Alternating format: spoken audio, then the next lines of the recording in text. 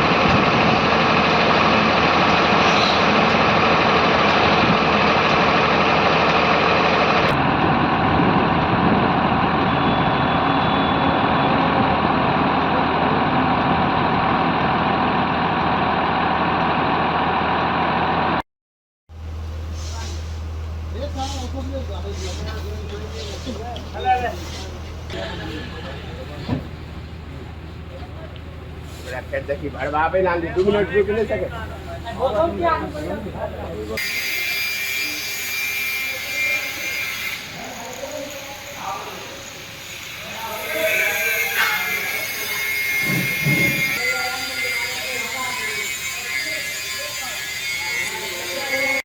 నా పేరు ద్రోణాచార్యులు. Civil supplies vigilance కార్పొరేషన్లో నేను ఓఐటీగా పనిచేస్తున్నాను.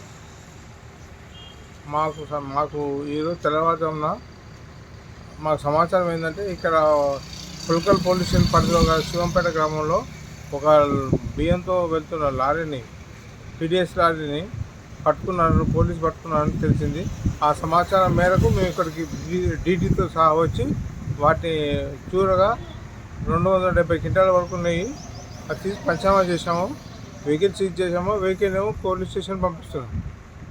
వాళ్ళ మీద కేసు రిజిస్టర్ నమోదు చేసి చర్య తీసుకుంటాం. Okay sir. ఇట్టి లోడ్తో పెడుతున్న లారీ ఎక్కడంటే కాటేడా నుంచి వెళ్ళి గుజరాత్ వైపు వెళ్తుంది.